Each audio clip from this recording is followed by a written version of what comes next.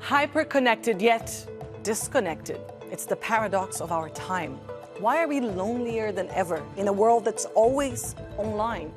Today we uncover the causes of the loneliness epidemic and ways to overcome it. I'm Anelise Borges and this is The Stream.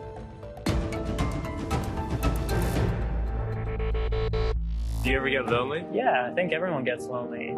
That's almost like a daily struggle. I often feel very lonely in the city. What does it feel like? It feels like being lost, like in a maze. With no hand reaching out to you and you just don't really feel like climbing back out, or you just can't climb back out. It feels like that feeling of like you're about to cry, but you just don't need to. I live in a studio apartment, so oftentimes it's sort of trying to be comfortable with myself. I think loneliness for me is not feeling understood, and I definitely don't feel understood if I can't understand myself. There always feels like this greater looming thing in me that brings on sadness. From TikTok to Tinder, we're constantly plugged in. Yet nearly 70% of Gen Z and millennials report feeling lonely. The World Health Organization has identified loneliness as a major global health concern and warns the mortality impact of being socially disconnected is similar to that caused by smoking up to 15 cigarettes every day. To discuss why we feel so lonely and how to fix it, we're joined today by Annie G, a YouTube creator joining us from Sydney, Esther Fernandez, a copywriter at Made of Millions, an NGO focusing on changing how the world perceives mental health.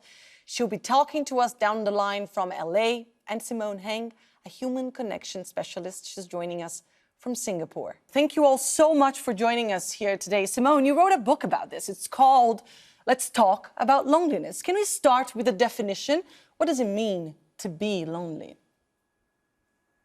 So loneliness is the gap between the type and amount of human connection you desire and the type and amount of human connection you're currently getting. And it's based, therefore, on perception, which means you can absolutely be surrounded by people, but if you're not getting the connection needs you desire met, you will still feel lonely. That's very interesting because that is therefore very hard to measure because it's so unique to each one of us, right? Esther, why would you say we feel so lonely these days? Yeah, I think social media is a really great tool, and I think any tool can be used, for good or for bad. And I think what started as more of like a substitution became the only thing that we consumed. I think one big reason why Gen Z is starting to feel really lonely is because we're not actually putting what we're consuming into action. And it's very easy to just become, addicted to scrolling, but not actually going out and doing things. For example, on TikTok, we see a lot of people say, here's places to travel to or books to read, but we don't actually travel to those places or read those books. So I think, lack of action and just using only social media to consume can cause people to become really lonely. It's ironic, isn't it? Because the very element that has been created to, bring us closer together is actually one of the reasons why we're so alone these days. Annie, can you explain to us how you see that social media has changed the way we interact with each other? Yeah, totally. I think that's the paradox of social media, right? It's something that's supposed to connect us all together, but really it's caused so much distance. Now, I don't want to say social media hasn't done amazing things because it's allowed all of us to be here today. It's allowed people to connect with everyone all across the world. But I think social media also provides this illusion of us interacting with each other. And what we don't realize is a lot of the times when we're scrolling online, we think we're having these interactions, we're getting these dopamine hits from double tapping an Instagram reel or sending an emoji, but it's so surface level and it doesn't really engage in our brain. It's not meaningful. So it doesn't give us that sense of connection that we would get from real world interactions. So I would say the way social media has changed our interactions is in, giving us more of a short-term dopamine hit that comes from more superficial interactions rather than us going out into the real world and obtaining those meaningful interactions that give us a longer lasting dopamine response that makes us feel good for the rest of the day. Everybody else is nodding. Esther, is that what parasocial relationships mean? Yeah. Yeah, so parasocial is usually used in the context of celebrities, people who, share a lot about their lives. You might be tweeting, or maybe they have a TV show. And so people are gaining a lot of information about them. And so the connection feels very intimate and personal, but in reality, it's very one-sided. It's one person sharing a lot of information and you think that you know them. And I like to say that I feel like social media has caused parasocial relationships with people that we know. So maybe someone that we connected with back in middle school, or a friend that we might even see day to day, we might not connect with them and have that like actual intimate personal conversation because we say, well, I saw what you posted on your story, I saw your TikTok, but that's not actually like a form of communication. It's very one-sided. And so I just think it's very interesting that social media makes it appear like we're connected, but when we actually sit down and think about it, we're just kind of consuming this one-sided story. And in reality, like a lot of people say, social media is just a highlight reel. So even the information that we are consuming from our friends, like to her point, it's very surface level. And so I think it can cause that disconnection because we're not actually, seeing all parts of people's lives, not the messy parts or the vulnerable parts. And I think that's the part that makes us feel most connected, is when we're able to be open with one another. Absolutely. Simone, you wanted to add something there. Yeah, I'm dying over here. So I'm an old millennial. I'm 40 years old. So what we know is that, and all of the experts in the human connection space and the loneliness space know this, we have to be using social media as the way station, not the destination. And that's the difference between Gen Z and a lot of the other generations, is that social media becomes the destination instead of the way station. And that's when it gets really dangerous. I want everyone to think of social media and online connection without the in real life component as the junk food equivalent of in-person real life connection. So you're getting that immediate yummy factor, the dopamine hit, but you're getting none of the social nutrition. The quota of hormones that we get from in-person touch, the oxytocin, the long-term immunity boosting hormones we get from in-person connection, we only get a slight amount of those from digital interaction, but not enough to satiate us. And I want to just say, regarding the vulnerability factor, there's something really interesting happening online now. And I love that Esther mentioned this about that we're not seeing the messy side. I think what's happening now is celebrities, public figures know this, and they're commodifying vulnerability. They're showing the messy side in order to get likes and views. And that in itself, the commodification of vulnerability, is something, I think that's the next big trend we need to worry about on social media. And we see this with podcasts and people giving their pain kind of download, their pain porn online. And this is also a manipulation and inauthenticity and connection that I think we need to watch out for. Yeah, that sounds indeed very dangerous.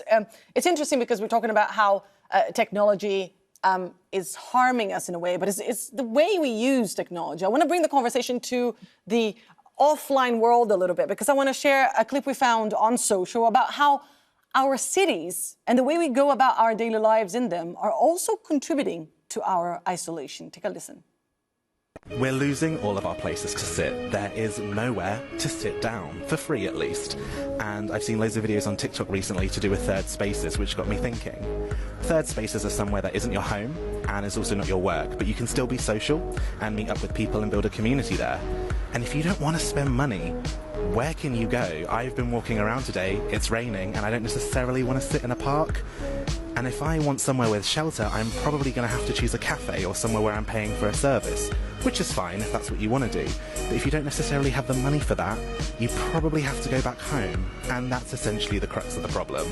Our society is dealing with a lot of isolation and a lot of lack of community. And I think it really comes down to the lack of third spaces. If you don't want to spend money, where can you go? Esther, the famous third places, can you talk to us about them, especially how you're observing them around you in LA, for example? Yeah, I mean, I think one of the biggest conversations that me and my friends have is always talking about lack of third spaces. It's very, very expensive nowadays, especially like in cities like LA, to try and go out with your friends without spending obscene amounts of money. I think third spaces are so important. And also that those third spaces have what one of my friends calls a gravity point. This is like points of connection where people are able to connect on things that, you know, we have the same morals, the same values. It's not just a place that you're able to show up and kind of socialize, and again, very surface level, but like, are we able to do meaningful things even like locally, you know, charity work or creative things and like things where we can really connect? I think that's lacking a lot. And usually the only thing people want to do is like maybe go out and eat. And so I think this also connects to the economy, which is, you know, another really big complaint that I think my friends have is, you know, how are we supposed to go out to these third spaces or to socialize when we're working really long hours and we're really burnt out, and it just feels like very hopeless. So people, I think, are just tired. And even if they did have a place to go, like there's no place to go. Annie, can you talk to me about the place you're from and where you live? Because, I mean, coming from Latin America, I'm from Brazil. The experience is slightly different there. I live in the Middle East now, but the experience growing up was different in Brazil. Would you say Asian culture is more prone to loneliness? That's a great question.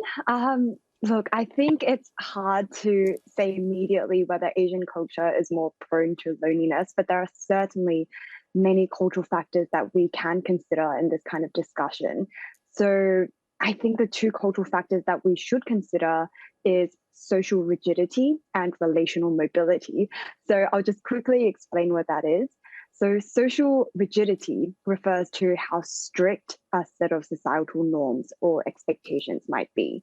And in a culture with high social rigidity, you might really not like the social roles or expectations that are placed on you, and you might feel trapped, but it's hard to break out. And then the other factor was relational mobility. So in relational mobility basically just measures how easy it is to meet new friends and form new friendship circles. And in cultures with low relational mobility, so these are places like North Africa, like the Middle East, like East Asia, it's really hard for you to make new friends as easily because it's just not in the culture. And the reason why I bring up these two cultural factors in assessing loneliness in Asia, as you've mentioned, is because if we take a look at Japan, for example, it's a place of high social rigidity and low relational mobility, one of the highest and lowest in the world. And what that means is if you feel trapped in Japan in your social roles or expectation, it's hard for you to break out. And also it's hard for you to make new friends. I think that's something we don't think about enough when we think about loneliness, because often when we think about loneliness, it's about what it's like in the present. But actually, we should consider how it is for us in the future as well.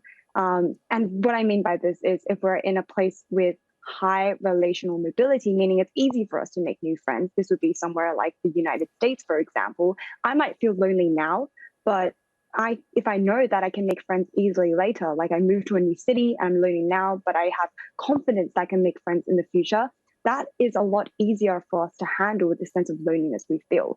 But then again, in an Asian culture where you have low relational mobility, if I'm lonely now and I'm hopeless at my prospects of making friends in the future, that can really exacerbate the sense of loneliness that I feel. Thank God we have brilliant guests today to help me not oversimplify things. I want to share something else with you. Grace Jarvis posted something very interesting on X and got us all thinking. She said, and I quote, "I can't stand the overwhelmingly millennial cultural voice that says, don't just show up at my house for a visit. Don't call me on the phone. Don't ask me to drive you to the airport or help you move. You murdered community spirit," and then started talking about loneliness epidemic. It's very interesting. Is my generation then, the millennials, in our me style, to blame here? Simone, can you unpack this for us? Oh, I would love to. I think that is so interesting because obviously, firstly, I'm based in Singapore and I'm Asian, so I am very used to kind of this idea of mutual care growing up as an immigrant kid. And mutual care, this idea of you drive someone to the airport, you bring food to their house, you have aunties come into your house without ringing. I grew up like this and I definitely saw a shift. a huge shift around the time social media came about, around the time I kind of feel that late millennials, we destroyed Instagram with our narcissism. I'm not going to lie, posting about our own personal conditions. And this gave like a global narcissism. Homo sapiens became dominant of any species on the planet because of our ability to mutually care for each other. That means someone needed help, somebody else in the community showed up. And I think that quote is so triggering because it really, really taps into that. Can we blame the entire millennial generation?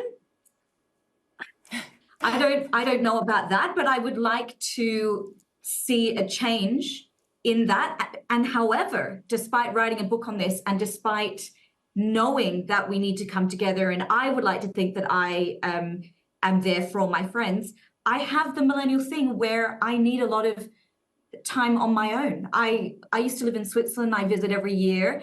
And when I go to that village that I used to study in Switzerland, people do drop in. It's a village atmosphere.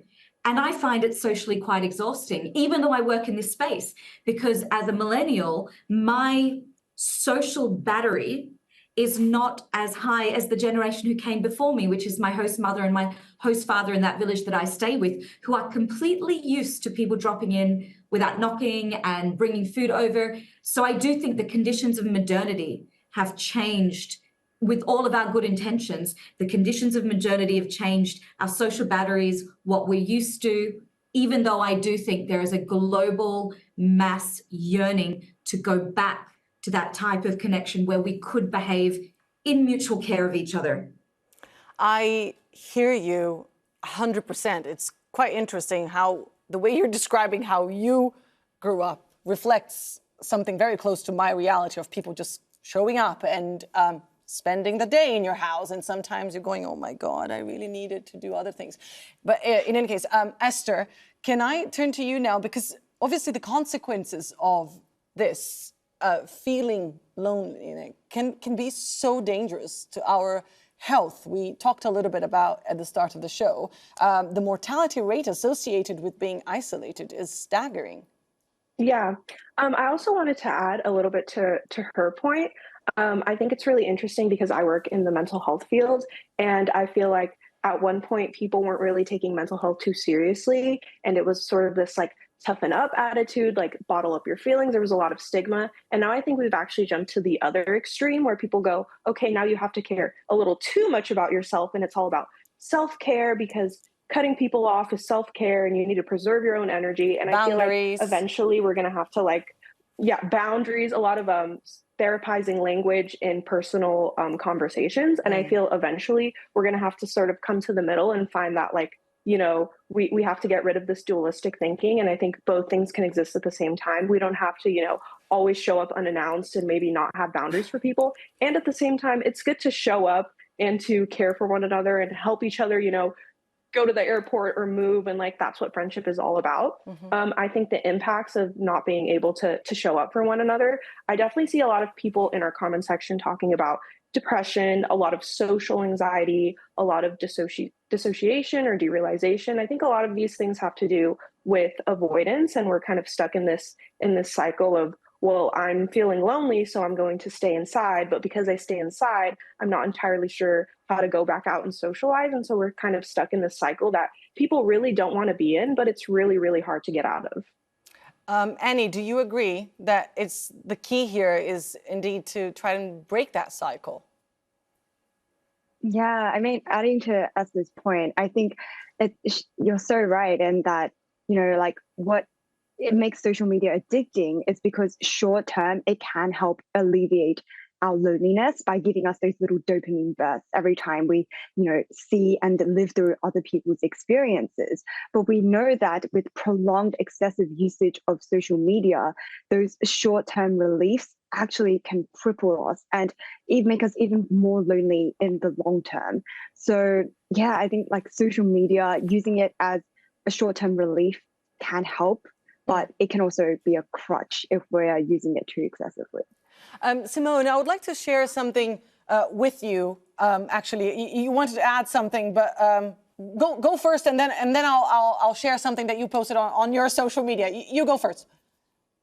Sure. I just think this would be really valuable for the audience on Esther's point about how am I meant to stop being lonely when I don't want to leave my house? So we need to know that the lonely brain creates an irrational spiral. So people who are chronically lonely will hold their loved ones to a higher standard than is necessary and then cut them off if they don't meet this unnecessarily high standard. They'll misread social cues. The lonely brain is also less sharp, which means it's less agile in social situations, which makes you more socially awkward. And then you perceive the disappointing face or the social rejection on the face of the person you're trying to connect with. And therefore, loneliness becomes a spiral. So I just want anyone who's in that whole, my body's telling me I need to go out and make friends, yet I have all this anxiety and I'm awkward and I can't leave my house. That is what the lonely brain is wired to do. And you're not alone. And that's not your fault. That's actually the self-preservation of the biology. Simone, I would like to share something you posted on social media with our viewers. It is deeply personal. I hope you don't mind. You said you were told you didn't look lonely to write a book about loneliness. And you responded with this. It's a visa application where you filled in details on your family, stating that your dad had died in 2004, and your mom had been paralyzed since 2013. On that same post, you wrote, loneliness is the woman smiling next to you as much as the woman alone in the nursing home. It is the woman with Instagram followers as much as the woman with none. It is the housewife surrounded by a room full of screaming children, and it is the single man living alone, eating a microwave meal, standing at his kitchen counter. It is all of us. It is nothing to be ashamed of. How important is it to change the perception of what loneliness looks like? Yeah, so firstly, just no one on social media told me that. Was actually just feedback from like some people in the publishing industry, actually. And but I felt it was necessary to talk about this because we had a similar conversation when depression discussions went mainstream I think about 10, 15 years ago. And now we have a loneliness epidemic and it is the same thing. And it is so misguided. I think I say in the post, Marilyn Monroe was an extremely glamorous woman and one of the most lonely. It is literally part of our physiological state that we go through when we are separated from what we perceive to be the ancestral tribe that we evolved in. We were always safety in numbers. So we get a fight or flight response when we get lonely. If you've ever moved to a new country and your body said to you within the first 90 days, go out and make friends, that alarm is loneliness. Chronic loneliness is something else. That's what damages the immunity over time. But either incidental loneliness, chronic loneliness, it's part of the human experience. We weren't designed to be living the way we're living right now. Our bodies weren't designed to live in cities without third spaces and to have food delivered to our door so we don't have to leave our house and have no incidental connection. So stop being ashamed of it. It's completely part of actually the human experience. That's a very good point. Esther, one final word. How do we fix this? Yeah, I think there's so many layers to this. I think, first of all, systemic. We can address the fact that, you know, it's not just like a personal issue and we shouldn't be treating it as like a moral failing that you might be feeling really lonely. You know, especially in the US, we're talking a lot about unemployment and inflation rates. And so if you find it difficult to go outside, you know, don't internalize that as like it's a me issue. I think we need to address a lot of systemic issues first. I think also personally, if we're able to really emphasize community, and it starts with us, you know, even just locally going out, seeing like who's around you, saying hello to your neighbor. A lot of these things can feel really big and very daunting, but in reality, it's just you saying hello to someone. And again, I work in the mental health space, so I always say therapy is a really big thing. If you're caught up in that cycle, you know, avoidance can be really easy to get addicted to and to go to social media to sort of just like numb things and avoid it. But I would really just challenge people to learn things like emotional regulation, to go to therapy, to talk about our feelings, to learn how to really tolerate these uncomfortable feelings and lean into that and do a lot of like exposure therapy and going out and meeting people. And when it starts with you, you'll start to realize that your social circle can grow and you can really create a beautiful community. So it doesn't have to be this way. Don't take it too personally. And at the same time, go out, challenge yourself, and say hello to the people around you. Therapy really is a luxury. Thank you so much, Annie, Esther, and Simone, for joining us here on the stream today. It's been brilliant having you guys and having this conversation. And thank you for tuning in. Don't forget you are part of this community, and you can send us your comments and ideas using the hashtag or the handle AJStream. Stay connected, take care, and I'll see you soon.